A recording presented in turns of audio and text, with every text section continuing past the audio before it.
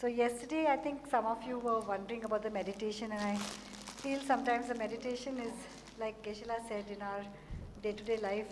So yesterday when I went back from here, I found my husband had gone to play bridge. so the first thing that came was, oh my God, I've had such a busy day, and I came home, he's not there. But then, like Geshe said, you can change sometimes the feelings. And I said, how wonderful that he didn't complain that I was gone for the whole day. And I was not there for the entire time. So similarly, now I should also, and then of course one feels much better. So this is also a kind of meditation that we use this in our day-to-day life and check how it goes. So today we will look more into what exactly we can do. And also today Geshe has a class where 900 students online at 6 o'clock. So we'll go a bit early, 5:15 we'll try and finish today if possible. Thank you.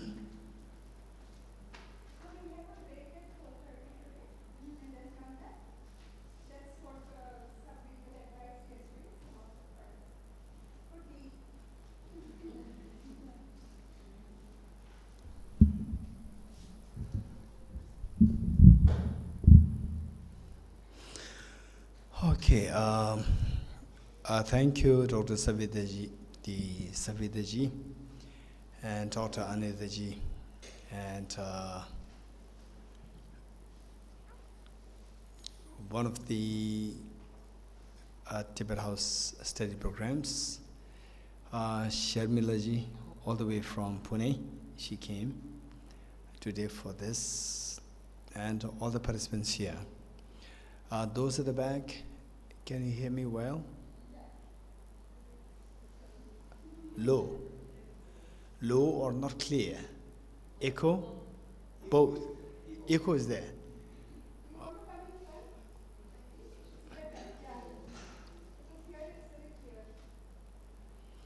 Okay, so I'll try my best. Is it better now? Okay, good.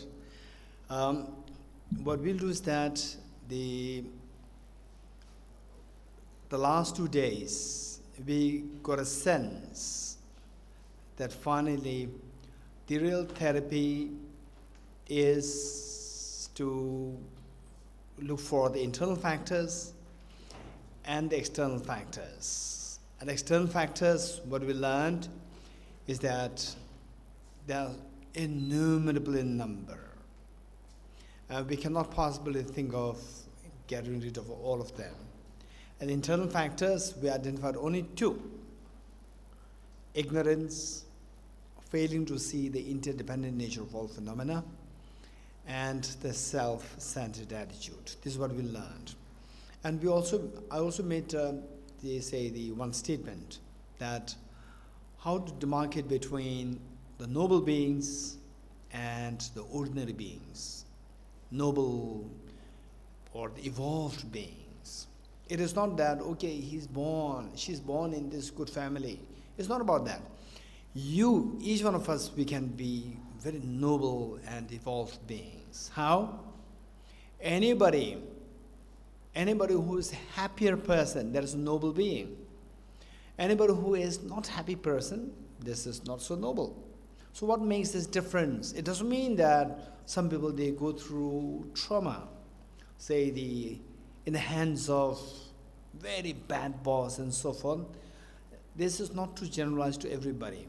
Somebody who can have a very severe illness, so therefore how can somebody be happy? So these exceptions are there. Generally speaking, under the similar situation, one person is happier and the other one is not happy, which means that it's about your thinking. In other words, somebody who always looks for external factors as responsible for your problems, so that is less evolved beings, I would say, less evolved. And those people, while acknowledging external factors, but also acknowledges that your mind is, internal factors are responsible. 2 hands involved. That is a wise person, evolved person.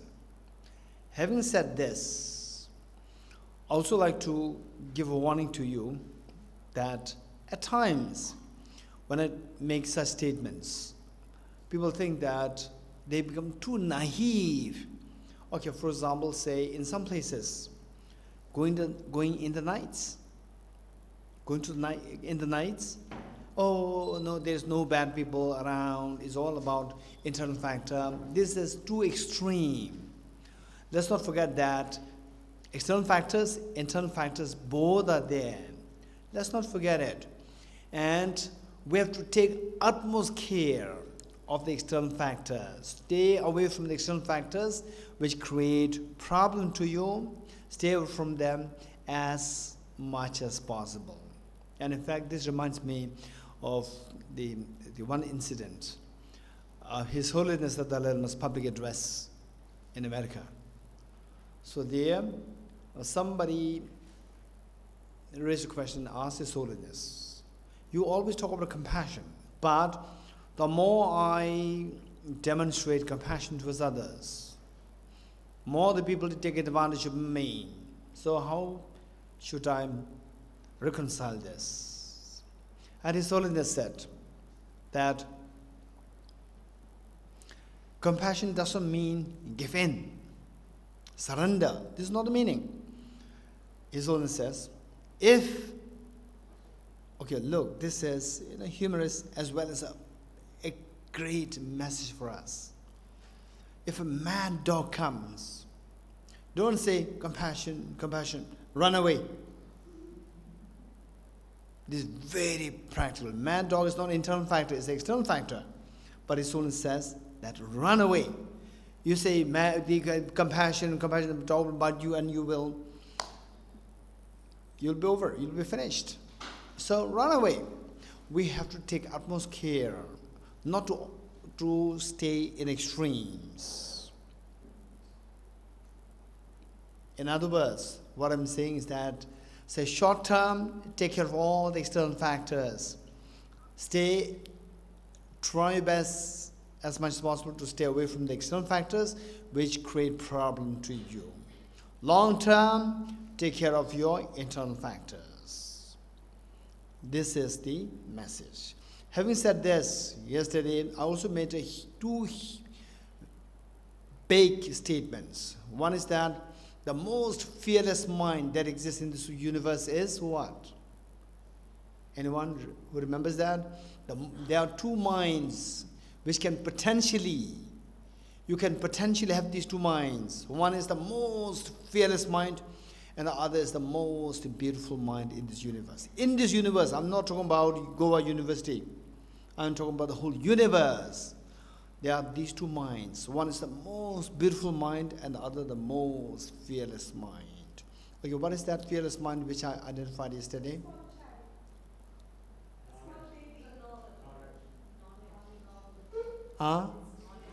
Knowledge. Perfect. The wisdom to know not just the knowledge of mathematics, not just the knowledge of 2 + 3 = 4, but knowledge of the interdependency of all phenomena. Thank you so much for remembering this. This is so important. More the knowledge, deeper the knowledge, more confident you are, less fearful you are. With the most refined knowledge, you are the most fearless person, number one. Number two, what is that mind which I refer to as the most beautiful mind in this universe? If anyone has it, should anyone has it, say you be a beggar child, or you be, let's say anybody who's not so appealing in any form, materially or whatever, but if you have this mind, somebody feels that, the person will just surrender to you. Anybody will surrender to you. The most appealing mind in this universe, what is that? Selfless. The mind of selflessness, where you quit your selfishness, where you embrace all others selflessly. In other words, unconditional love towards other beings. When you feel that, that makes you extremely peaceful, and it just feels makes you feel like crying. This is so important. And believe it or not, if sometimes people talk about compassion pill, where say you take the pill and it says that you become a very compassionate person. But believe it or not, if this feeling of which just makes you feel like crying is so beautiful mind, total ease. If that mind, you take a pill and if that pill can make you feel that. In fact, everybody seeking this, and I would say that all the billionaires will be the first ones to buy this. So this is so beautiful, and everyone can cultivate it, make it happen. But on the contrary, the great Indian master by the name Bodhisattva Shantideva, what he said is that while all beings are craving for happiness, they shun the causes of the happiness. Although nobody wants miseries, they chase after the causes of miseries. This is very true. While we all want to feel this excessively beautiful mind, yet we do just the opposite to push this mind away from us. So with this mind, today we're going to do how to stabilize this. If you remember, day one, I discussed of the 3 ways by which to take care of one's mental health, to make your mind very stable. And particularly last time we were talking about, yesterday we were talking about the 5. Okay, before I go identify those 5, is there anybody who remembers what those 5 omnipresent mental factors are? Anyone who remembers? Okay, girl over there at the back, yes. Contact, attention, discrimination, feeling, intention. Okay, I'm very impressed by this girl because she's not at all looking at the book, right? Without looking at the book, just staring at my eyes, she's saying everything one after the other. Congratulations. Thank you so much. Okay, so we talked about contact, number 1. Contact, for example, let's say that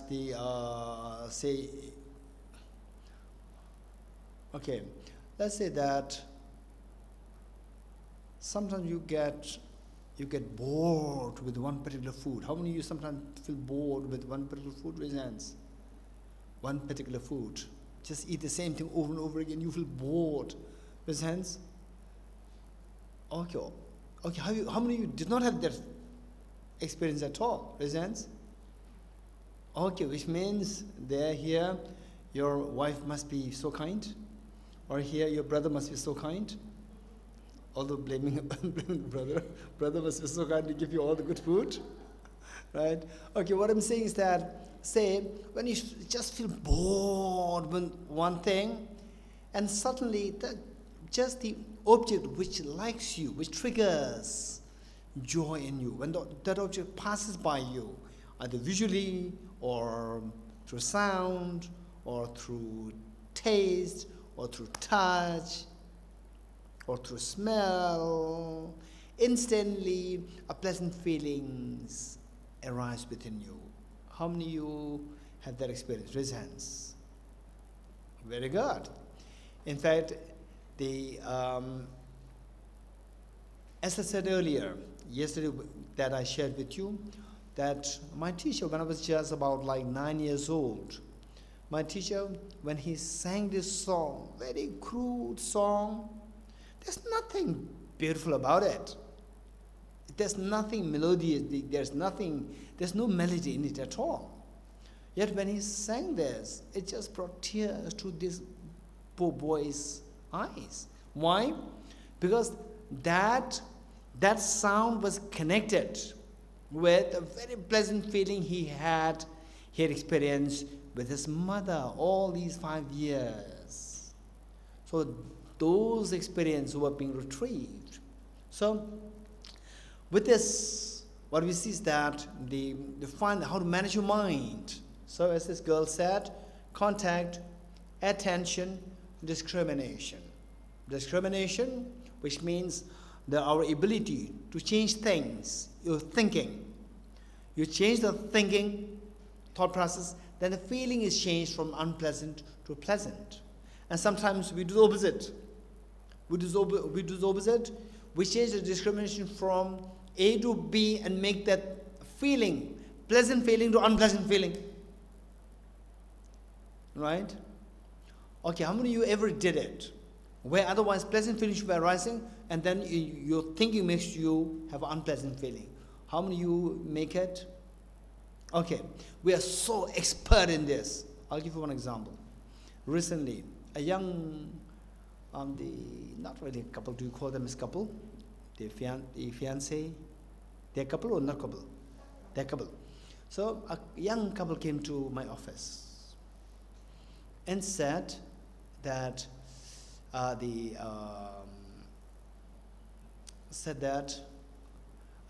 we're going to create, two of us, we're going to create a beautiful environment and the situation for other people. And then with all our talks, at the end of our conversation, they asked me, Geshe, advise us one thing. Give us one advice. What advice do you want? They said that, how can we get into this, the fear of, the separation? Okay, so when are you going to enjoy then? Before meeting, you worry, will we meet or not? You meet, when you will separate, the fear. When will you enjoy? Right? And then separation, again there's the uneasiness there. So before meeting you have a problem. After meeting you have a problem. After separation you have a problem. Before meeting, the problem of not meeting is a problem for you. Meeting, the problem of separation is a problem. Thought of the separation. Actual separation is a problem for you. So when are you going to enjoy? I said, learn how to enjoy every moment. Before meeting, just enjoy that there's such a prospect of meeting your fiancé. And meeting, wow, finally I managed. We're together. What a moment. Then after separation, we had such a wonderful time together. We are so fortunate. How many people, right? They had to separate forcefully with fights and so forth. We are so fortunate that our time together was so meaningful. Just learn how to enjoy every moment. This is shift in your discrimination. That makes the feeling changed from unpleasant to pleasant. And you have the choice whether you have the pleasant feeling or unpleasant feeling. That is determined by your discrimination. So if your discrimination is, how to get into the fear of we may separate. Not meeting, we may not meet. Right? Meeting, we may separate. This is also up to you. Or before meeting, there's a possibility of meeting, and with the meeting, there's so much meaningful things coming up. With the meeting, we have succeeded in this. Let's make sure that this is a very meaningful meeting. Then after separation bound to happen, but our meeting was very productive, so grateful. That's also in your hand. So the magic is not elsewhere. The magic is in your thinking. If you change your thinking, there is a magic which can bring about happiness in your mind. The feeling can be changed. With the feeling, intention decides whether you're a happy person or unhappy person, whether your mind is agitated or non-agitated. Okay, with this in the mind, say later on, we have 2 more sessions and say 3 sessions, today included. If you have personal matters, it's not that I have all the answers. I'm saying this again for the 3rd time. For example, like Chetan, right? Okay, say Chetan, he shared with us his problem. So likewise, if you have personal problems, which you think is not directly dealt with in this class, please feel free to bring this up in the class. Or if you find it a little uncomfortable, bring this up separately to me. Or if you find it a little uncomfortable and you change your mind, you want to still ask me, feel free to write to me. Yeah, so we have the address here, or you can go for my personal address, dordam@gmail.com. DORDAM. Okay, I'll just write it somewhere here. Okay, I'll just beneath this I'll write.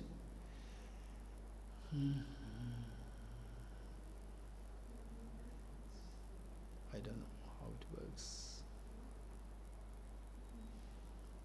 Okay, DORDAM.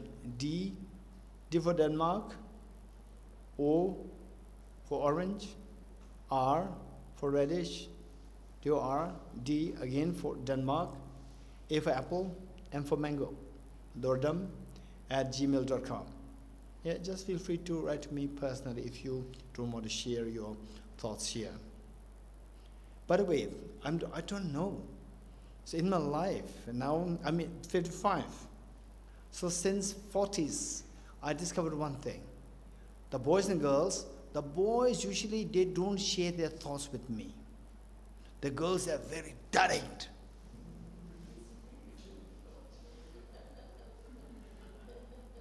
They don't want to share even with their husband, with their mother or father.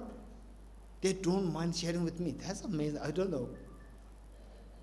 Yeah, very direct. Something which usually, we call it what? Taboo or whatever. They share. So when they are being very open, then say, I can try my best to help. Okay. So what we do is that what I said was that, as this girl indicated, the 5 omnipresent mental factors, how our mind operates. If you know this, then I also assigned you yesterday to say any feeling of uneasiness that comes to you, agitation comes to you. That is the intention. The mind trying to run away and could not run away. They run away from this unpleasant feeling, and this unpleasant feeling continues to be created. It tries to run away. That is the agitation happening. So this agitation is because of the involuntary movement. This involuntary movement is because of the unpleasant feeling. This unpleasant feeling is because of this, say, the unwholesome, I won't say unwholesome thinking, a set of, say, a thinking, which is discrimination. So we have to work on discrimination. Yesterday, Dr. Anidiji asked, where do we work on these of the 5? Which level we should work with to remove our mental stress inside and so forth, to manage our mind. So this is the discrimination. You're getting it? Okay, I know that you have a question there. Yes. Yes, right away.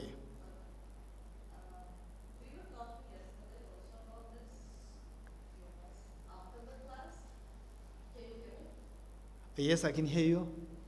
So, the question about discrimination or any other thing that we have, but now about discrimination, is who is discriminating? Okay, so first, let us do one thing. This is a good question. Say, who is discrimination? Define discrimination. No, but Listen. and what is discrimination? Okay, let's say, first, okay, this is very important. First, what we do is that if you ask me, who is discriminating? I am discriminating, this self. This mind is discriminating, the mind. Are we separated them somehow ourselves? Self and the mind. Like I'm discriminator and there is something that I'm discriminating. Okay, let's say discrimination,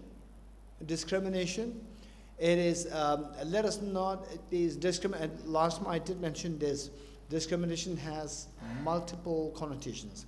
One is which is very negative. This is not what we are talking about here. Here is distinguishing. Who distinguishes and what is distinguished? This is your question. No, it's not about the word itself. It can be also about the attention, okay? It can be about the feeling. So discrimination word is not a problem. Who does it and So what is done? who is the one, like, okay, if you say there is an observer and there is observing. Observed. Working? Okay. So in that sense, who is that one who is actually interacting? Is there, like, it looks like that we are actually separating ourselves. Very good, into very good. I understand what you're saying. Just see if I got you correctly. The question is the discrimination, let's say. Who discriminates? What is that agent which discriminates? And what is being discriminated? Okay, this is the question. Answer is, say, this is known as the subject and the object. Yes. A subject and object. What's the subject? What's the object? Subject here, again, what is your subject in the university? Political science. This is not, again, the subject. Subject here is subject as opposed to the object. Object versus the subject, meaning the agent. Within the agent, okay, technically there are three. I'm going to speak to you two. One is a person. Say, I discriminate. Oh, I say that you are a girl. You are a girl. You are not 60 years old. You are a very young girl. So this discrimination. I do this discrimination.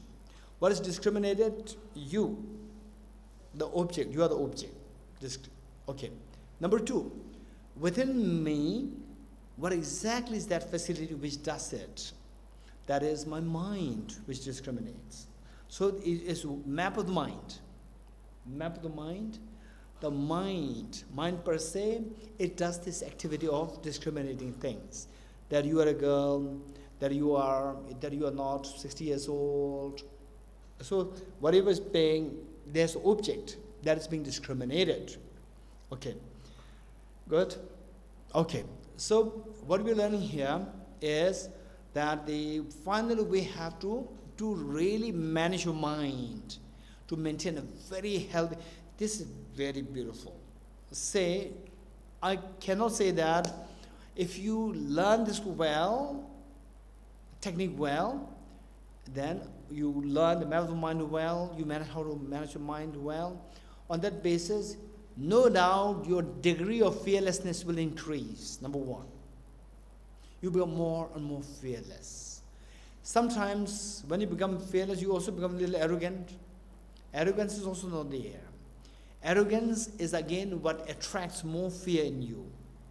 So the fear will be dissolved and you will become a very happy person, extremely happy person, that's for sure. And with these two things happening, physiologically, you become healthier. And your health will improve, believe it or not. Your health will improve. And oftentimes, many of our health issues are related to stress. And if you live in this stress, acute stress, for like 1 week, 10 days, and so forth, instantly your immunity will go down and you will have some problem. Health issues are there. Okay. So the point is that this is how we have to manage. Finally, managing your discrimination of the 5 mental factors there.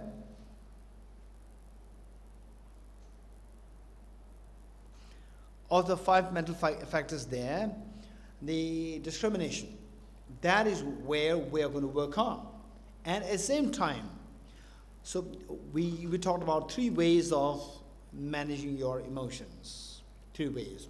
Number 1 is how to keep your, the mind like a Mount Everest, where the wind cannot move you.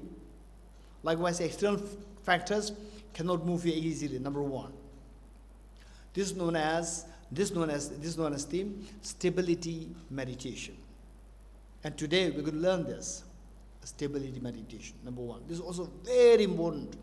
And although you learn so much of things, so many things, but if you don't learn how to stabilize the mind, again, you know things, but it can easily be swayed by the counter force.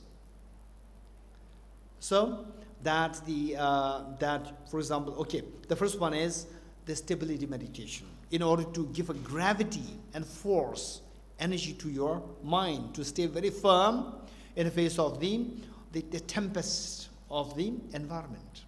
Number 1.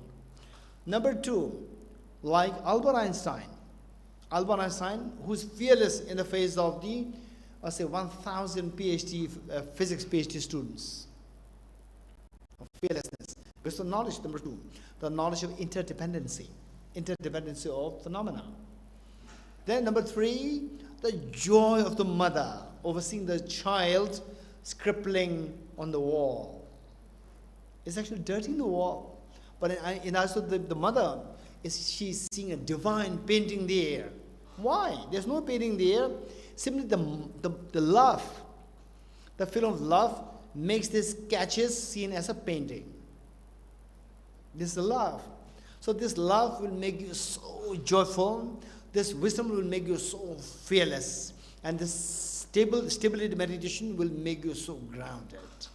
If you have these 3 things in your mind, you are the most perfect person on this earth today.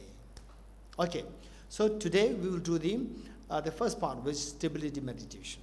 We learn this, and usually it's very strange. If you don't learn this from a proper tradition, it can be quite dangerous. Because some people, they say, oh, I do meditation. And where do you learn this from? I learned from YouTube. This is how it should not happen. So later on, with your own experience of the meditation, then you may hear about, oh, there's one great teacher, another great teacher in YouTube.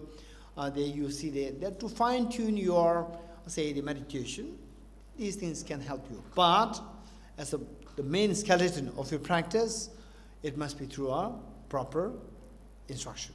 So with this in mind, today we're going to do a meditation session.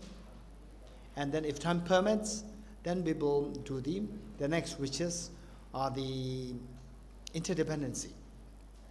Then followed by the universal compassion. Okay, ready? Okay.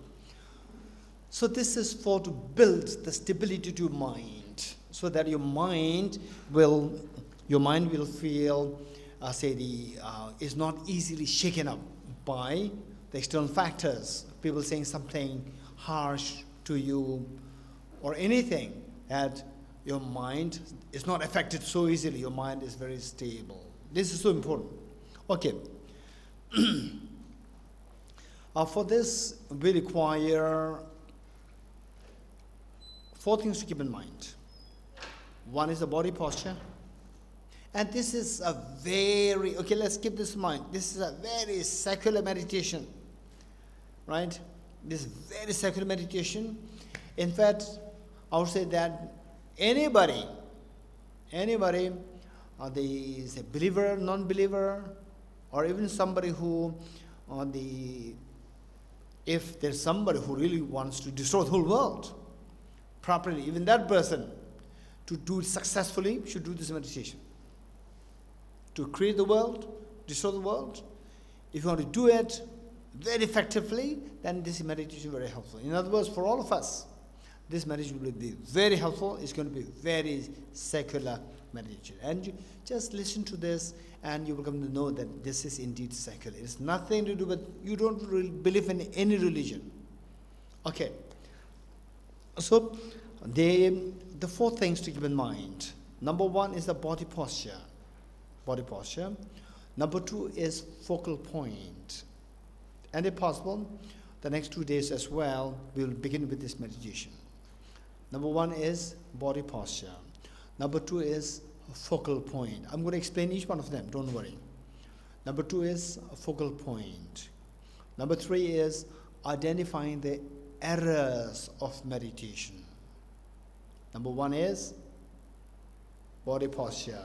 Number 2, focal point. Number 3, identifying the errors of meditation. Number 4, applying the remedies to overcome the errors. Number 4, applying the remedies to overcome the errors. Let me repeat. Body posture. Number 2, focal point. Number 3, identifying the errors of meditation. Number 4, applying the remedies. Okay. First, body posture.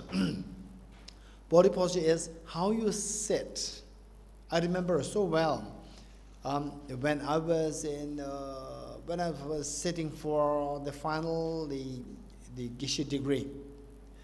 but it was a very rigorous exams, very rigorous exams. So there, I used to go for, that's very strange. It was like a self-discovery. I discovered that the moment I lean, say if the support, the chair support, if there's little tilted, then naturally my body will be little tilted. So there, my mind instantly becomes very lax. The rigor disappears. This is what I noticed. So therefore, I was always looking for chairs which are upright. Upright, and even the way I put where I sit, even that should not be like, bent. It should be straight. This makes me last my study for like 2 hours, 3 hours very easily. Then later on, I came to realize that in the meditation techniques, this is what is said, that your backbone must be upright. And it should not, if possible, don't lean against any support. This is so important. And then later on, when I actually started doing my meditation, I could see the stark contrast where I feel a little tired, then I lean against the support, my mind is very loose, the rigor disappears. Okay, so for the body posture, number one is that if possible, cross-legged. Sit cross-legged, the way Dorji is sitting, where I'm sitting, whereas this is not compulsory. If you have knee problems, don't sit with cross-legged. Whichever position is more comfortable, sit it that way. But if you can, then it's good that you can put your left foot on the right thigh, right leg, and your right foot on your left leg. Okay, let me say this again. At least if you want to write it, later on want to try in your house, try it. Same, your left foot on your right leg, left foot on your right leg, and the right foot on your left leg. This should be the order. And it can be quite painful to you. And if it pains, and if you have knee replacement, don't do this. And if you have other issues, don't do it. If you have no issues, simply by doing this, if you start feeling the pain, don't worry. If you start feeling pain, let it release it. Release it, and let the pain disappear. Once the pain is gone, again bring it back. Okay, this is fun. And over time, you'll feel that this position is extremely comfortable for you. You just feel like, the moment you sit, you just feel like cross-legged. This is very comfortable position. Number one. But this is not mandatory. If you have any knee problems, so forth, you can sit on the chair, but not on the sofa. Okay, for the meditation. Number two, backbone upright. Until you have backache problem, don't lean against the support, just sit upright. You can feel the difference. Number two, while your backbone is upright, don't keep your body rigid, keep your body flexible. Upright but flexible. This is so important. Then number three, your head tilted forward a little bit. And your eyes not closed. Don't close your eyes. Oftentimes, people say that even the meditation instructors, they say close your eyes. No, don't close your eyes. This is very dangerous. And I'm not going to explain it right now. Later on during the question and answer session, if you're really interested in this, oftentimes this is a question coming from people because they do the meditation with eyes closed and now they want to know why with eyes open. Okay. Eyes half open,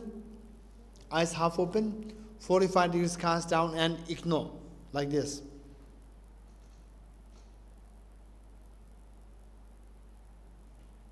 Okay.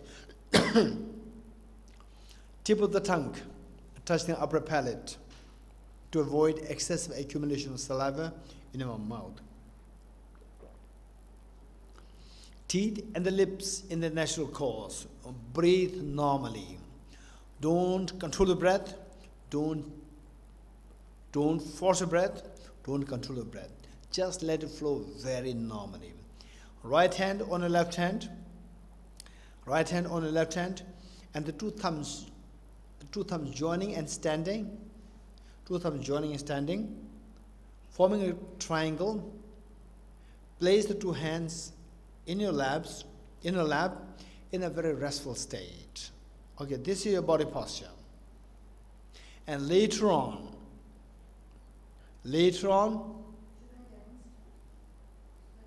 okay, good. Okay, yes. Where?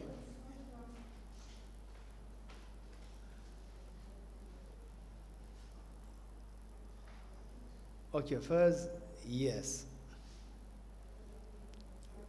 Okay, those of you who have not seen such posture, just look at Dr. Andaji. Okay, good. Thank you. Wonderful. So this is the body posture. What is next? Hey, focal point. Very good. Okay, the focal point. Focal point means what are you going to meditate on? There are so many kinds of meditation. It is not that what I'm sharing with you is the correct one, all others wrong. This is not the case. There are so many versions. All are correct as long as they're coming from a good tradition. All are correct. It's not that one is right, the other is wrong. Mine one is right and your other is wrong. No, this is not the case. All are correct. Okay, so what are you doing here is the one which is simple, yet very effective, provided you do it on a daily basis. Okay, so what you should be doing is two things. Number one, just a tiny dot, tiny white dot. Say you punch a paper, make a hole, punch a paper, and the small white paper comes out. White piece comes out, round, small piece. Like this size here. At this. In other words, a white dot, circular white dot between nose and the upper lip. Just visualize that. Okay. For your easier purpose, what I would suggest is scratch this position. Don't look at this. I said your eyes 4 to 5 degrees cast down, ignore. And don't look at it, but just mentally visualize it. Scratch this. Scratch this. Okay, don't look at it. You may look at me. Okay, still you are scratching it. Do you feel that you are scratching it? You feel? Yes. So this is your mental consciousness, or the mental consciousness which is aware of this. So your mental consciousness should be applied to the meditation. Your eyes will not meditate. Don't forget it. Your eyes just half open, 45 degrees cast down, and ignore. And your mental consciousness should visualize a white dot. Okay, can you visualize your mother in front of you? Just visualize your mother in front of you, or your father, or your teacher, or somebody. Just visualize somebody who's not in the hall, but can you visualize that in front of you? Okay, if you can, raise hands. Who cannot, raise hands. Okay, which means we all, okay, you cannot. You cannot visualize? Okay. What is your favorite thing? Pet dog? You have a pet dog? And you are fond of the pet dog? Can you visualize pet dog? Can you visualize it? Good. Okay, which means that mind which each one of you visualize something, your mother, your dad, your pet dog, whatever, that is happening on the mental consciousness level, not on your sensory consciousness. Let's not forget it. Meditation must be done by the mental consciousness, not by the sensory consciousness.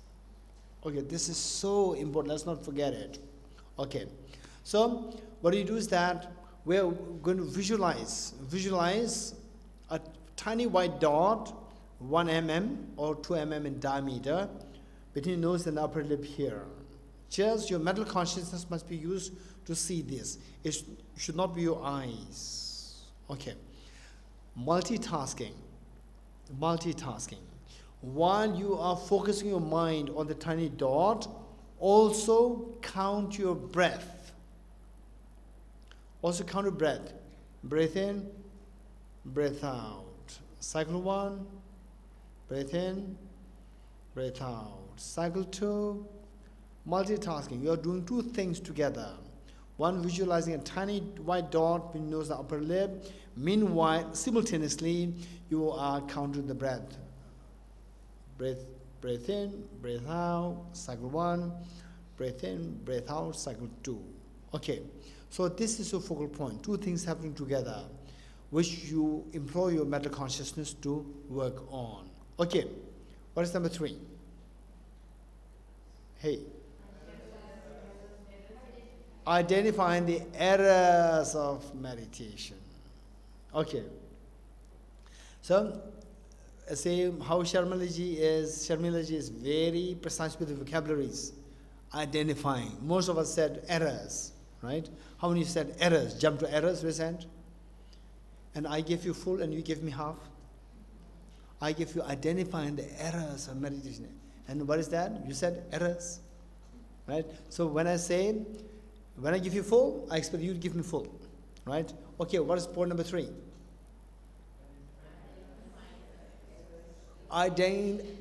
Very good. Identify the errors of meditation. Very good. Thank you. Okay. There are two main errors in a meditation. One is mental excitement, and the other is mental laxity. Mental excitement and mental laxity. Mental excitement, what is mental excitement? Say, when you are studying, how many of you had that problem? You are studying for the exam. You are studying for a very important exam. You are studying for a very important exam, and your mind gets scattered here and there, a laundry to do, that shopping to do, and so forth, distracted, raise hands. And you know that this is the issue. I cannot concentrate, my mind is being pulled here and there. Raise hands. Okay. How many of you did not want that? Raise hands. If you don't want that, what is that problem? That problem is known as mental excitement. Also referred to as mental scattering. Mental excitement. You getting it? This is number 1 problem. Number 2 problem is, oh, I must stay late. I must stay for today I will study till 2 a.m., 3 a.m. And by the time 11 o'clock, your mind starts, you first starts falling us, dozing off. Okay, how many of you again had the same problem? Raise hands. Okay, and then you take a very strong coffee, right, to keep you awake. What is that problem? That problem is known as laxity. You're getting? We don't know the labels, right? You have the problem. You know what the problem is, but you don't know the labels. Now you know the labels after you finish your schools. One problem is where overactivity of the mind is known as mental excitement. Inactivity of the mind is known as mental laxity. These are 2 problems. You're getting it? Inactivity of the mind is known as mental laxity. Lethargy. Mental laxity. L-A-X-I-T-Y. Mental laxity. And the other is mental excitement, is mental scattering. Now, the next point, number 4. What is number 4?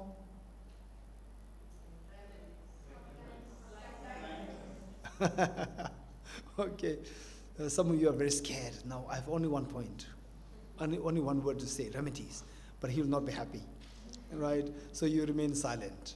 Some who are more daring, remedy, right? And some are very cautious. Look at the book, what it is, right? We're applying the remedies. Applying the remedies to overcome the errors. Applying the remedies to overcome the errors. There are 2 remedies. Primarily, there are 2 remedies. And then if you really want to specialize in meditation, then you have to go into the nuances of the remedies later on. For time being, I will touch the two main remedies. What are they? Introspection and mindfulness. Introspection. PECTION, introspection and mindfulness. Mindfulness is easy. Introspection and mindfulness. Introspection hyphen vigilance. Vigilance. But introspection is a better word. And some people translate it as meta-awareness. Meta-awareness, introspection, or vigilance. Go for it. You can write all three words so you can learn these three words. And later on, if you read books on such the meditation, then some translators may go for the first, others second, third, and that way you'll not get confused. Okay, that is one. Another one is mindfulness. So, what exactly does it mean by introspection, and what exactly does it mean by mindfulness? This question. Let's imagine that you have a pet dog. You have a pet dog, and you want the pet dog to be nicely staying with you. And say that you cannot see your pet dog. Pet dog was originally in his small cabin, and the pet dog's not there. So what do? First you go in search of the pet dog. Where is the pet dog? Likewise, your mind, like a pet dog, it should be sitting on the focal point. Now it is not sitting on the focal point, disappear. So you go in search of the pet dog. Go in search of the pet dog. Your mind. Where is it? What is it doing? So that is the vigilance. This is the introspection. Introspection, to introspect what your mind is doing. That's the work of the spy. They're spying on your mind to see if it is meditating, or it is sleeping, or it is excited. This is introspection. Now what do you do? Once you see that, so your pet dog should be here in this hall, and then that it so happened that when you go in search of the pet dog, you found the pet dog in the library, university library. What do? You will tie the dog with the rope and bring it home and tie it to the here, and let him or her sit here. Now, the moment you find your mind, like the pet dog, your mind sleeping, laxity, or excited, scattered here and there, laundry, shopping malls, and so forth, is scattered here and there. What do? Then you tie this mind with the rope of the mindfulness and bring it back to the object of intended object of meditation, focal point. You place it back to the intended object of meditation. That is mindfulness. Oftentimes, today we speak about, there are so many, the workshops on mindfulness meditation, mindfulness-based stress reduction, and so forth. So there's one problem. They mix up the two things, introspection and mindfulness. These two things are mixed up. In actuality, if you cannot distinguish these two things, your meditation will not be good. We must have the ability, the provision to separate these two, to see those two things as two different functions for your mind. Okay, ready now? Ready?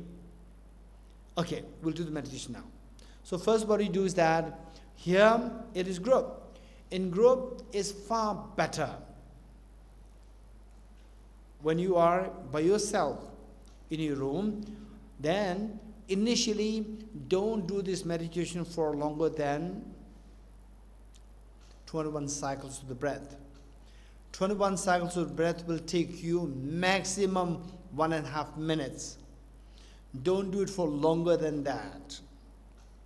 You can do many sessions, but not long session. You getting it? Because oftentimes people say that, oh, I started doing meditation. How long do you do meditation? 1 hour, half an hour. Oh, I say 1 hour. This is wrong. This is extremely wrong. So when you do meditation, initially when you start with short duration, more sessions. More sessions, short duration. The focus should be on the quality, not the quantity. Not the length. The focus should be on the quality of the meditation, not the length of the duration. Why is wrong? Okay. So the tendency for a mind to be distracted here and there. Tendency for mind to fall asleep will be more if the duration is longer. So then it becomes a habit. With the meditation, you fall asleep, your meditation, and oftentimes people who are meditating, people who do meditation, they fall asleep, it becomes a habit, and they say, I do meditation. Then when you actually see them meditating, you see that most of them they're sleeping like this. It has become a habit. Then there's no point. Meditation is to make your mind very alert and fresh, not to make you sink into a habit of laxity. It's very dangerous. Okay, good. So, what I'm saying is initially do the meditation just for 21 cycles, right? And then we'll do it for 2 sessions, 21 cycles. Give a short break, like 2 seconds or 3 seconds or 10 seconds, even 15 seconds also fine. Then go for the second set of 21 cycles. Ready? Okay.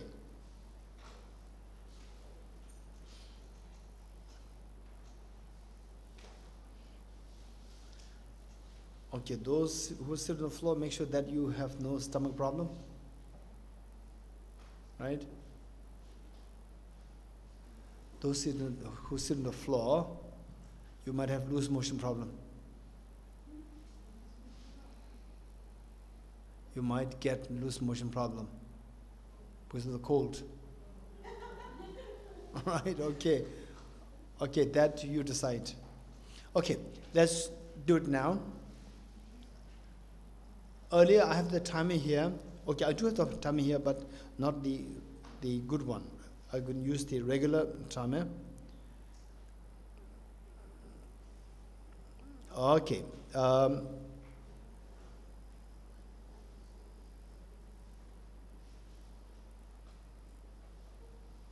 you ready?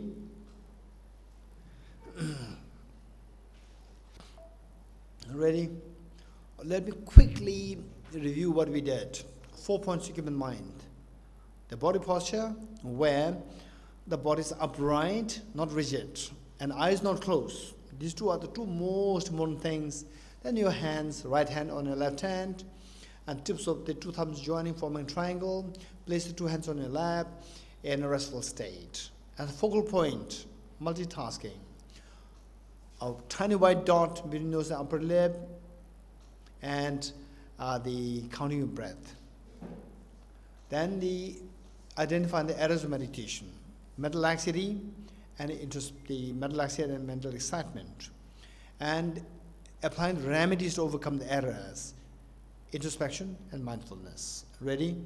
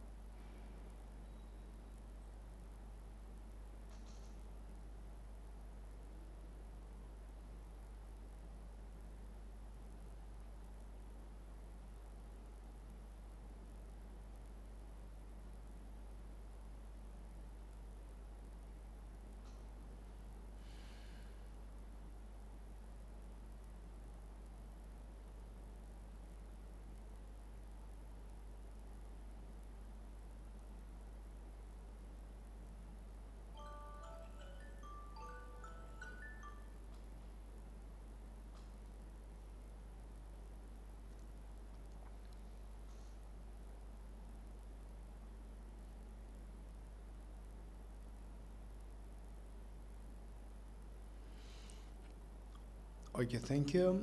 Let us keep again few seconds gap. Again, we'll do the second set.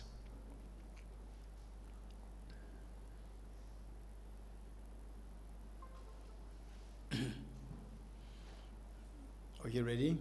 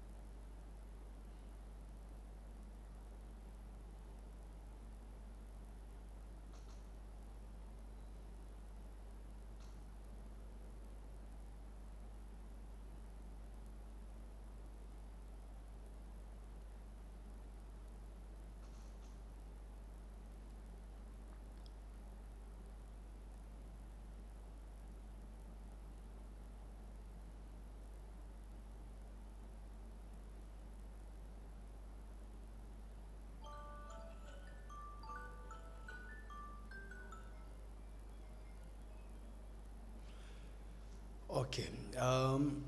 Now, if you are happy to do that, we'll do for 5 minutes. Ready? You want to do 5 minutes? Okay.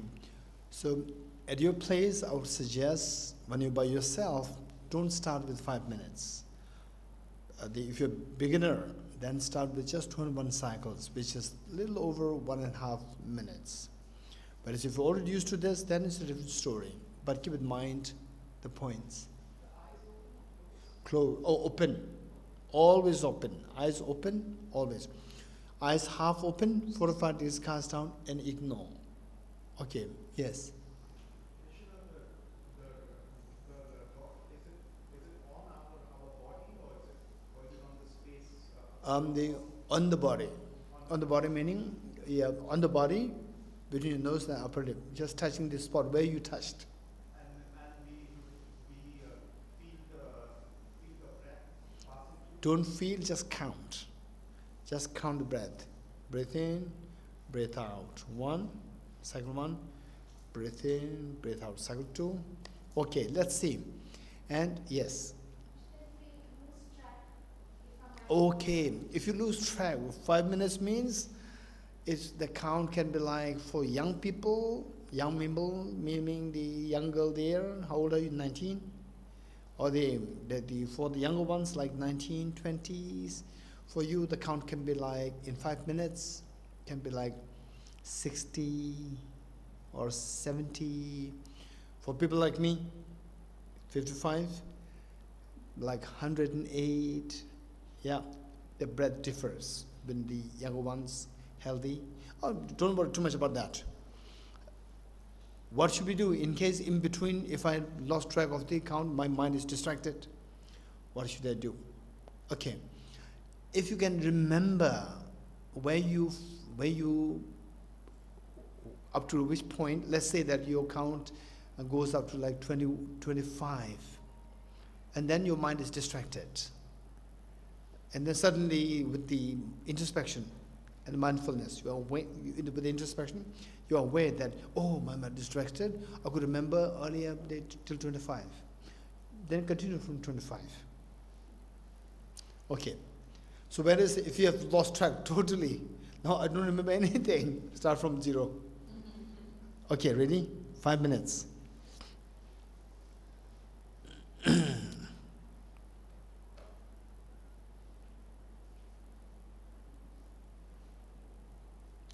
Okay, ready?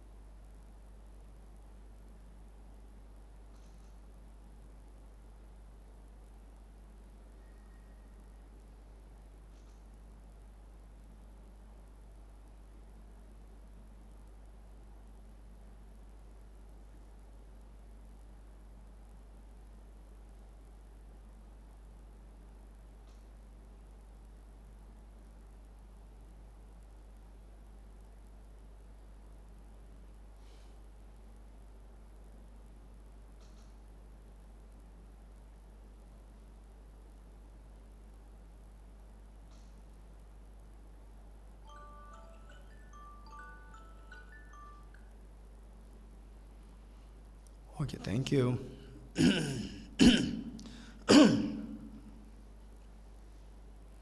Okay, so 4:30, 4:22.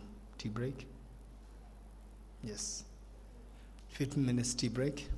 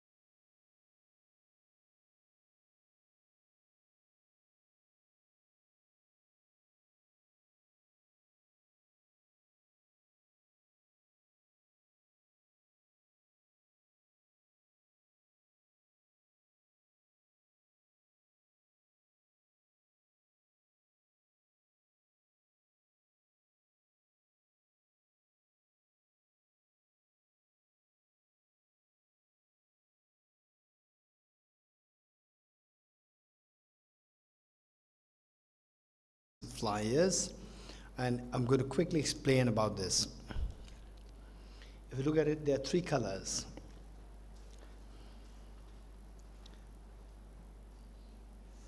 One is blue, green, and brown. There are 2 of them there. And the blue one is a Nalanda certificate course, the blue one, which is for 2 months. So it's ongoing now. And there's the green one, which will be fourth batch will be launched very soon. The Nalanda diploma course, which is for 1 year. And the other one is the brown one. This is not a master's course. This is for 5 years. For this, not a master's course, you have to do one of these 2 things. Either diploma course 1 year or certificate course. And the certificate course, it is happening right now. Most likely, it's just for information. Most likely, I'm not too sure. If you want to join, you just apply and see if the board accepts you, because it is already in the middle of the course. It's just for 2 months. But apply, there's no harm in it. And then you will get more information. After this is this. Nalanda diploma course, this for 1 year. And the admission will be announced very soon. Oh, it's already announced. Admission is already announced. And the Nalanda master's course, this is extremely good, which the Dr. Anitaji did. And Sharmilaji, you did in the master's or diploma? Okay. The Sharmilaji and Elroyji, both of them did the Nalanda diploma course. Now they are joining the Nalanda master's course. Okay, master's course is for 5 years. And the Dr. Anitaji, the batch 1, they did for 5.5 years. Non-diploma course, 1 year. So these brochures I'm going to leave here. The green one for Nalanda diploma course, and the blue one for Nalanda certificate course, and the yellow ones for Nalanda master's course. So all these for information, I'm going to leave them here. You can help yourself.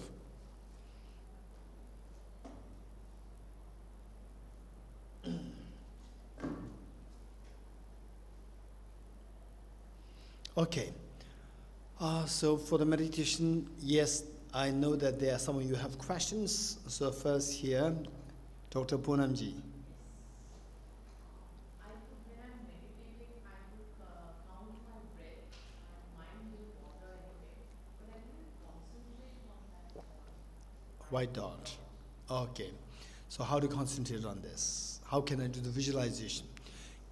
What's your question? There are 2 questions. I cannot visualize the white. Okay.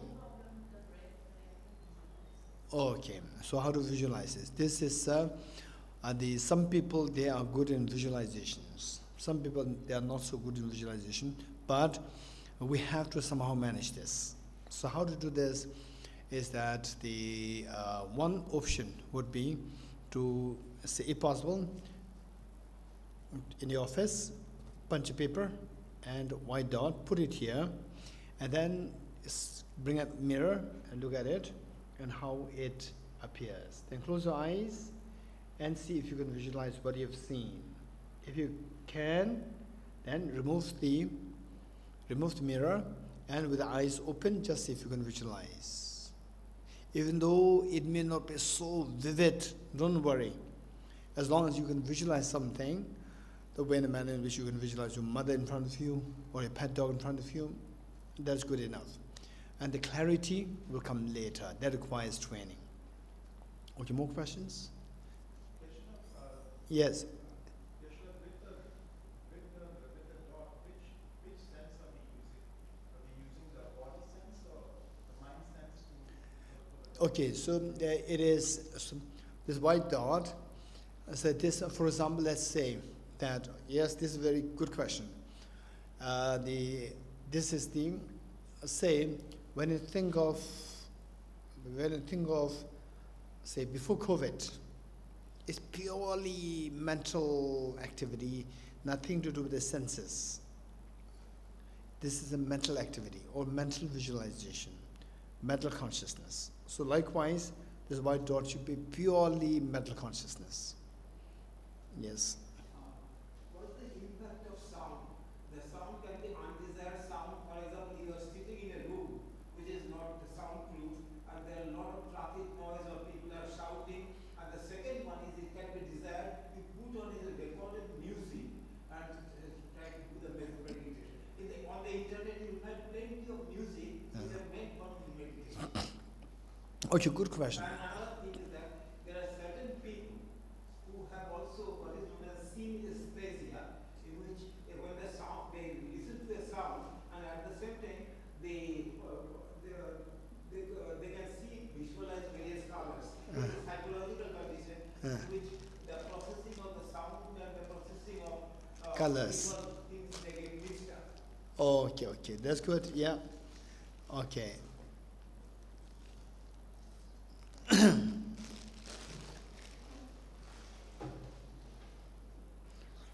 So where you have, okay, this is a good point. Thank you. Let's say that if you are very serious meditator, if you are taking this meditation very seriously, then what I may suggest is that there are several things to keep in mind. One is that the sound is a great hindrance to your meditation. Sound. And sound, there are two kinds. One which is a very uniform sound, zzz, or tick, tick, tick, tick, tick. Intermittent sound and a uniform sound. Uniform sound is okay. For example, we can hear the sound of this fan. It's very uniform. That's okay. But the intermittent sound is very disturbing. Intermittent sound. So make sure that you are away from the intermittent sound, particularly at a very specific duration, like tick, tick, tick, tick, tick, like wall clock. So because of which, the people who are they say good meditators, they make sure that wall clocks, they are changed to the soundless the wall clocks. They change. You can now this is available. Soundless the wall clocks available. Manual, what do you call it? Analog without sound. If that is available now. Okay, so sound is one thing that you need to keep in mind. Tick, tick, tick. These sound are very disturbing. Number one. Then traffic sound. Yes, of course. And the Goa people, if you feel that the traffic sound is too much, then come to Delhi. Stay there for 1 week. Come to Goa. It's so peaceful. They say, for example, the taxi driver who takes me from the international center to the university here. So I don't know why he was stopping. He stops, wait for another car coming like 5-10 seconds later. Delhi, 2 seconds is good enough. You can just move, right? So this is the difference. Come to Delhi, come back to Goa, you'll see that there's no traffic sound. One. Then the next one is that the movement of the physical. For example, the fan, there's no excuse. With the fans like this cloth, if you use this fan, then this cloth will move like this. Visual movements are extremely disturbing to a meditation. So make sure that there's no visual movement because that you are keeping your eyes open. And this will just pull your mind. This is very disturbing, number 2. Number 3, for example, like these designs here. These designs, very colorful cloths or colorful designs in front. They're very disturbing. So stay away from these. Okay. Then the next point is that the meditation is to manage your mind. I don't want to use the word control your mind, to manage your mind. And what you want. Just make clear what you want with your meditation. There are so many, as you said, there are so many kinds of meditation. And if you want your meditation just to have a sound sleep, then do any kind of meditation for sleep and then you fall asleep, that's good. But what we are doing here is not for sound sleep, it's for you to have a focused concentration. Focused concentration, the two desired focused concentration, which means that I don't want to see the lights. I don't want to see the lights. I simply want to focus on my studies.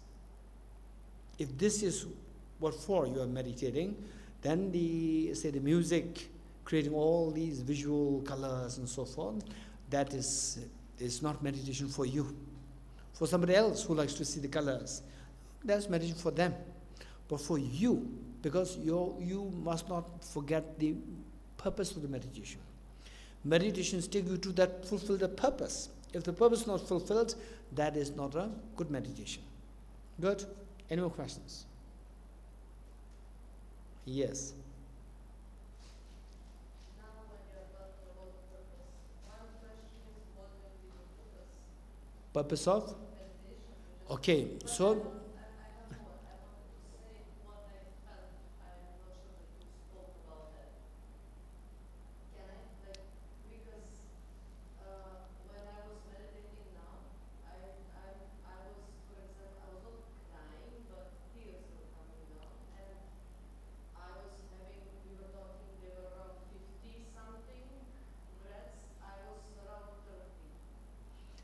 So that is also what I wanted to ask. In general, how is what's the purpose of meditation? that is? And in the meditation, then the tears automatically came. No, that is what I felt. Okay, that's different. It's not a question.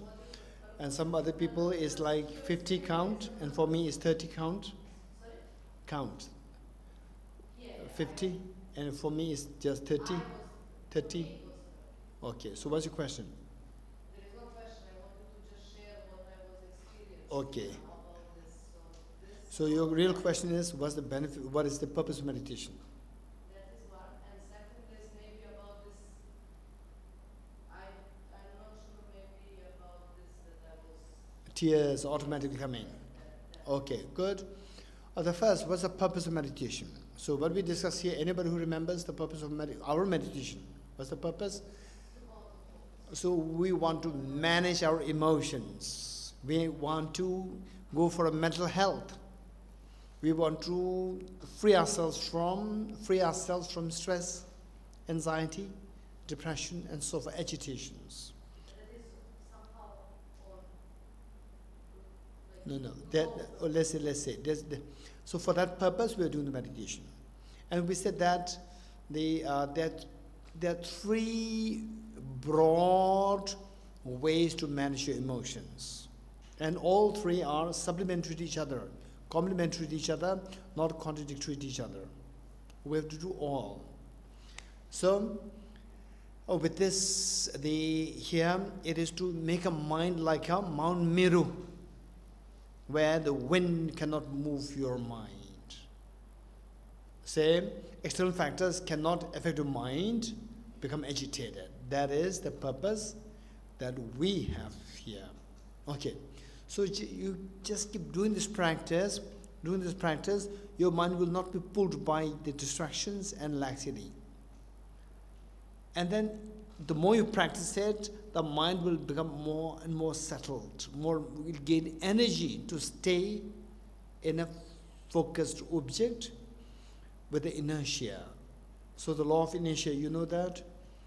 If the object inertia, so you don't know this word? Okay, it means that if the object sits, it has the tendency to sit for good. If it moves, it has a tendency to move for good. So if it builds the inertia, meaning that you can make the mind to sit as long as you want.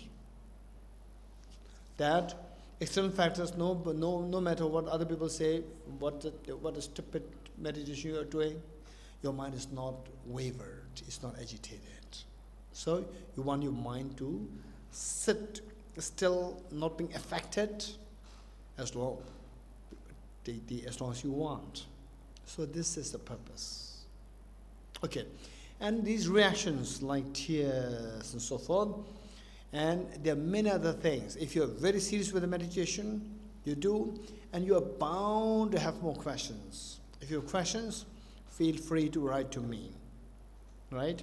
I already gave you my address, and it's also here. The office address is there. You just say, please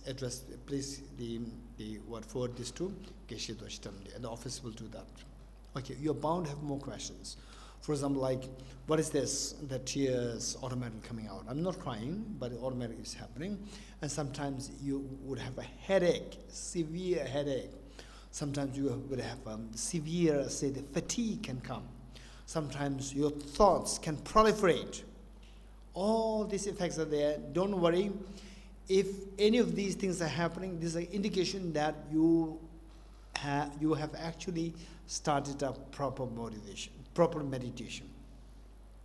With the proper meditation started, these, say, the effects can come. Likely effects can come to you, and don't be scared.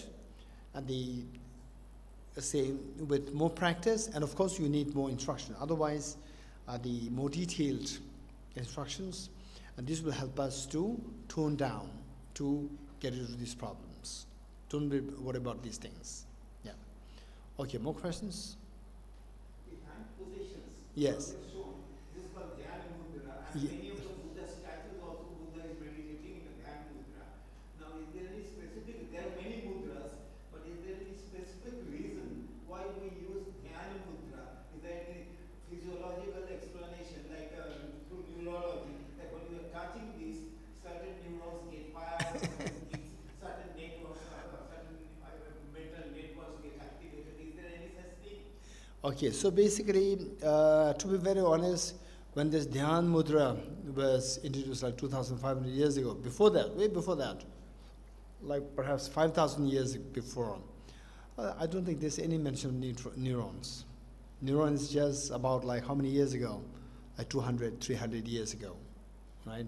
Okay, so basically, these are the ancient wisdoms. Ancient wisdoms, and what I was saying is that initially just do it. Do it over time. For example, I personally say, my teacher taught me that don't lean against the support. And I did it later on when I started to feel some pain, that I leaned against the support. I could see the contrast between with the support and without support. Likewise, like with eyes closed, eyes not closed, I can see the difference with your own experience. So likewise, with this hand, it's extremely comfortable. Your mind should be fresh, and the energy flow. So because of the body posture, with the hand like this, it's extremely suitable, where the energy flows so well. So these are the purposes. Finally, even all these things like the hand in this gesture, and the heart tilted like this, or eyes open, and all these things, when you reach to a very advanced level, even these things are not mandatory. You can just lie down and do the meditation very effectively. Today, don't do this. Today, if you do it, you will just fall asleep. And there are many people, there are some big advertisements, dream yoga, sleep yoga, and people are so happy. I can sleep and I can also have a yoga. Then they take the course, and finally what these people, they do. Most of them, it's a commercial purpose, just to make money out of this. And some people may be very genuine. Genuine people will never advertise such things. Because you advertise to ordinary person, no exposure to meditation, just to extract money. So what I'm saying is that when one becomes and there's some people who advertise these things, and some people who enrolled, they're very innocent. They said that, oh, I applied for this workshop, I paid, and then they finally, I don't know whether it really gives me divine experience, but I had a good sleep. Yeah, you are supposed to, you are supposed to be aware all the way, all the time. And then you fall asleep and your mind has lost the control. Okay, so this is just advertisements. People just advertise. And who advertise? Who going through? Commercializing all these things. They just for their own money. How can somebody money-minded give you spiritual realizations? Money is very materialistic. Getting it? Good. Okay, any more questions? Krishna, I have no trouble with some word but I definitely felt it was maybe post-lunch, slight lethargy, relaxing. So with something like that, the mindfulness was there, the introspection was there, the dullness. Okay. How would you address that? Okay, so this again another very serious question. So the question is that perhaps it's because it's post-lunch, your body automatically becomes a little more lethargic, heavy, and so your mind, focus, all these things are there, but the mind, the rigor is not there. It's a little lax. So how to deal with this? So in this connection, I'd like to share with this very important point. Okay, thank you for bringing this up. One thing which is so important is that if you are a serious meditator, meaning that if you want to take this meditation seriously, in the mornings you can do like 3 sessions, 21 cycles, which is 1.5 minutes, into 3 times. In between you can keep like 10 seconds gap, 15 seconds gap, and you can do like 3 sessions in the morning and 3 sessions in the evening.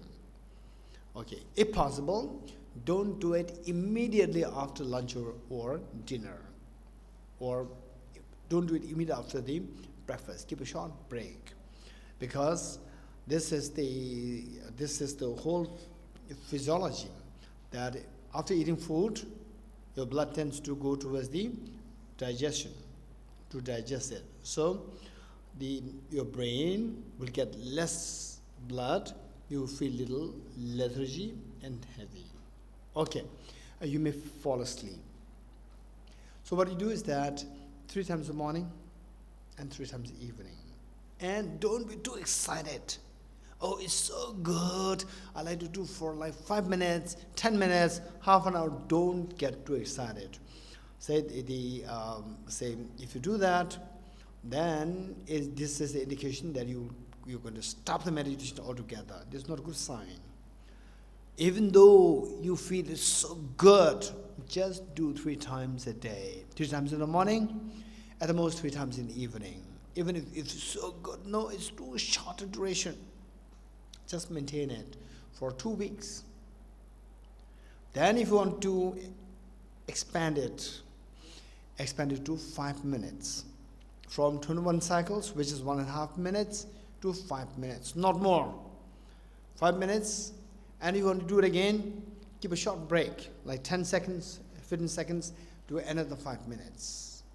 And I'm telling you that expanding it from 1.5 minutes to 5 minutes, no doubt mental laxity and mental discursiveness, meaning mental excitement, will increase in you.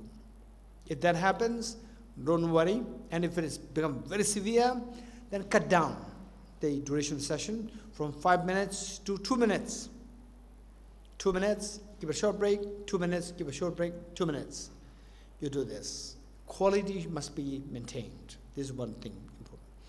Now, in case, if what Dr. Anitaji said, your mind feels heavy, or with all other things going well, but your mind is a little lax, the rigor disappears. Okay, Chetan, would you mind coming here? Quick, come. Quick, is Chetan, come here. And let us all see, okay, this is how the mind works. Chetan, come. Come here. Okay, you raise your hands. Just here. Okay, just look at me and remove this. And you tell me the difference. Number A and number B. Do you see any difference? Number A, number A, number B. Do you see any difference? Okay, Chetan, do you see any difference? Do you feel difference? What's the difference? First one is loose. Second one is there's a grip there. Okay, we cannot see that. We can only, what we can see is that I'm holding Chetan's wrist. This is what you're seeing. Which means my hand is like the mind and Chetan's wrist is like the object, focal object. So you see that, oh, I'm holding it, my mind is holding the object of meditation. But there's a difference here. You don't see a difference from outside. He feels a difference. A and B. With a B, there's a rigor there. With the A, there's no rigor. If he pulls, it can easily come out. With a B, it cannot go out. So the rigor is so important. So where, okay, now you can go. Thank you. So where your mind is, where your mind is on the object, but if the rigor is not there, so mind is a little heavy. Although mindfulness is there, introspection is there, and the focus is there, still, there's a little heaviness. The rigor is losing. You're losing the rigor. So how to build the rigor? This is the question. So for this, these are all the details. For this, what we do is that, and that too again, if you are seriously considering doing this meditation, learning this meditation, then make sure that you have adequate sleep. Which means that you should have, say, like minimum 6 to 7 hours sleep. And that too, flow. There should be flow, the momentum should be there. It should not be broken. There must be a proper sleep. This is so important, number one. Number two, the food intake must be nutritious, should not be very light food. Proportion should be also adequate. And it should not be too much, it should not be too little. It should be very proper. And the best person will be yourself to judge the particular amount of the food that you take, and then in your meditation you feel that, oh, your mind, my mind is very fresh. Still my mind does, it doesn't really have the grip of the object. You could feel something is missing there. It's all because with all the attempts, still your mind is not behaving as very calm. This is indication that the food intake was either less or the food intake was not nutritious. And with the sleep, if you lack of sleep, then oftentimes we have sometimes we get just like 4 hours sleep, 5 hours sleep, and then the next day they're preparing for the exam and some urgent work that you do. Because you are actively doing something, physically doing something, you don't feel dozed off. When you're physically you are inactive, sitting like this, and then your mind is just to focus on the object, instantly you will fall asleep. Instantly you will fall asleep. So for that matter, you have to make sure that you have adequate sleep. This is so important. And then they say, if you have other things to do in your day's time, in your day, if there are other things to be done, the best thing is to do the meditation before you do any other things. This is so important. Why? Because for other things, your mind can go here and there, it will not fall asleep. For other things, physically you may be very active, you have no room, you have no possibility for you to sleep.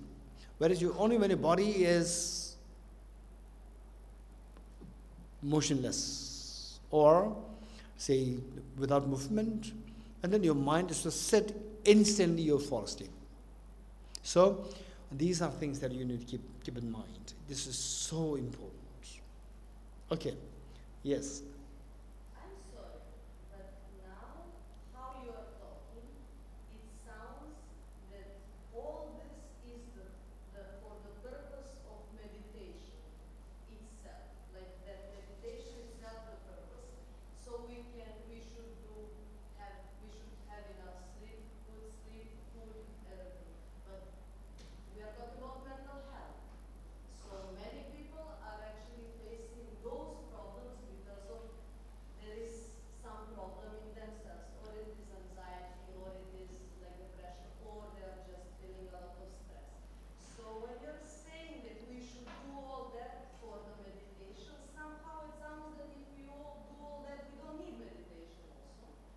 Okay. It's kind of Okay. So what the comes first, what comes second. I don't believe that the meditation itself is the goal. okay. So the let's not forget that the same. We all have some problems. Absolutely. So if you're Listen. We all have some problems, number one. Number two, when you say that, hey, study well, study perfectly well, and then you will complete your PhD. Study perfectly well, and then you will complete your school, right? Study really well. What do you mean by really well? You have to score 100%, 99%. So there's a range there. You're getting it? When you say sleep well, doesn't mean that you have to have, yes, okay, today I'll go to sleep. And you may lie down for 7 hours, but you may have only 4 hours qualitative sleep. You're getting it? Try your best. This is the meaning. Food. What is the point of, should I do that because of meditation itself? So listen. You have already a problem. You already have a problem. And you have future prospective problems. And future very scary problems to face.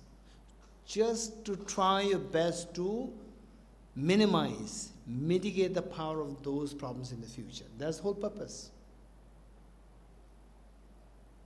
What do you do now? For example, you are in the university. You're in the university, the purpose is what? University is not for the sake of university. Said in the future that you get a good job, that you are, you become recognized as an educated person, good job, and so forth. That's the purpose, the future, right? Oh, I'm in the university, now my job is done. No. So it's a means. So likewise, what are you doing here? This is a means. A means for what? For everything. This is not only for you, for all of us. Even meditation. Don't confine yourself to say that I'm meditating so that I become Buddha. I'm meditating so that I become, I achieve nirvana. No. You have your own agenda. What for you're meditating?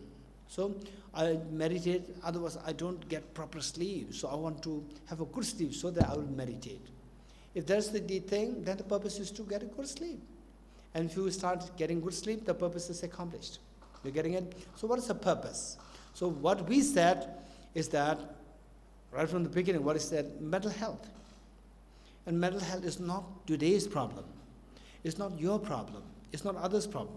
It's problem of anybody, anytime, at any place. So, future to be protected today, protected by you today, at least to minimize the future's prospective problems today. Good? Okay.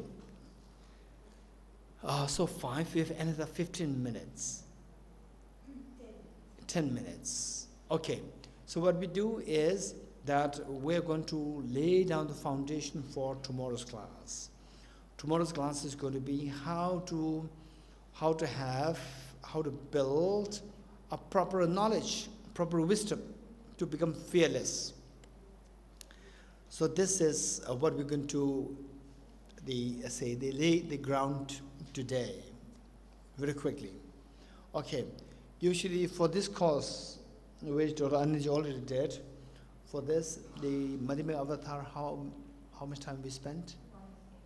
Okay, for this course, what we are doing today, what we're going to do today and tomorrow, it's like 2 hours. What we're going to, and from tomorrow also 2 hours, from there, like 15 minutes, we're going to spend on the meditation, which means like 1.5 hours. So 1.5 hours, what we're doing today, what are we going to do here? So which, in this course, we spend whole 1 year. 1 year. So that if you find that particularly what we are going to do today, now, and tomorrow, useful for you, and you want to go deeper into this, then initially I would suggest you to go for the green one, Nala diploma course, because without this you are not entitled for this. If you don't have this, you cannot go for this. And this one, the blue one, I'm not too sure. This is for 2 months. I told you that if you apply now, whether they will accept you or not accept, I'm not too sure. But you apply. Benefit is that if you apply, if they accept, then you can go for this directly. You can bypass the green. You can directly go to this 4, 5 and a half. So there, all these are studied in great depth and width. It's going to be extremely beneficial. You become very self-sufficient to manage your emotions. So for example, oftentimes people say that, oh, Geshe, particularly during the COVID time, my friends, some of them, would say that, Geshe, my wife actually sent me to you. She's telling me that you must be feeling very bored by yourself, very bored. So therefore, she sent some food and asked me to accompany you to eating food. I said that you coming here, that makes me more bored. I'm not at all bored. I've no time to feel bored, because every day that I cannot do enough of what I'm teaching you. This is so full of fun. Believe it or not, every time I get a glimpse of this experience, goosebumps come on your body.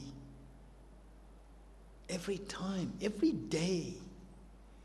And so deep inside, you could feel acute tranquility, serenity, which we never experienced before.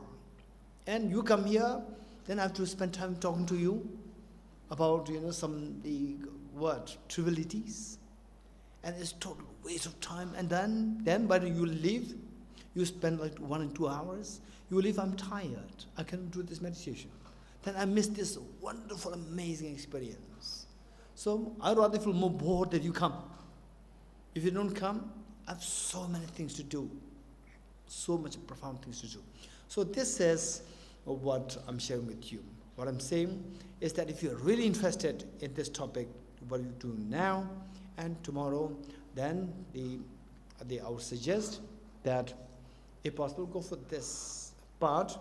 If you're lucky, then the Tibetan Board of the Nanda Studies may accept you with the blue. If they accept you, then you can bypass this one and go to this directly, a 5 years course. So this, in the monastic universities, the monk scholars, they spend 20 years to study this.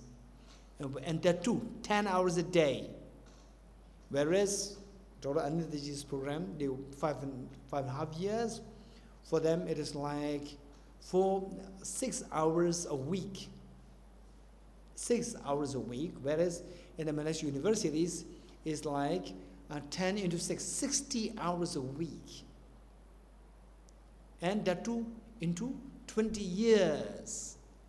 So we are doing this in just 5.5 years, where you can continue with your own studies, university programs, your job. You continue with this. Meanwhile, if you can dedicate 6 hours a week, that's good enough. You can complete this, and you become very self-sufficient, particularly as you grow older. As you grow older, you see that you become happier and happier person. You become less and less fearful person. Your joy keeps expanding it.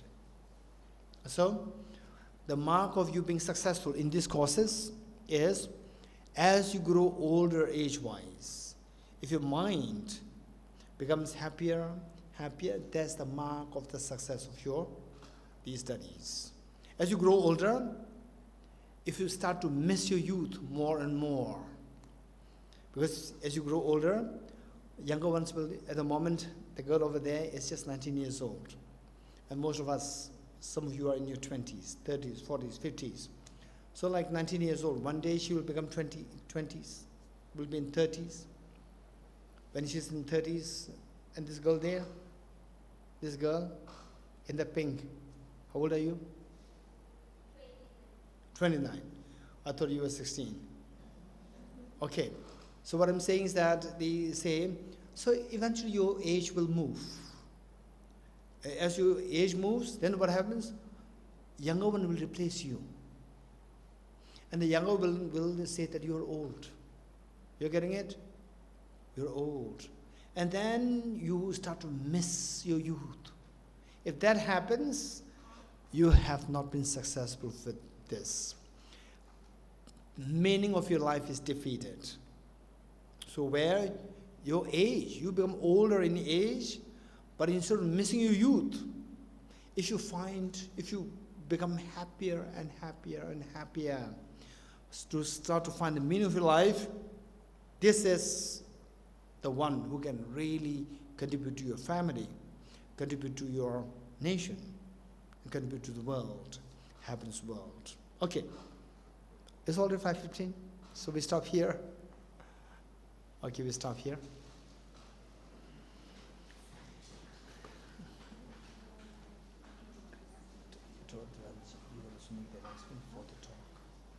Yeah, I know. Thank you, Dr. Sarita. I just called the Vice Chancellor of the Geshe to say thank you to all of you for coming here and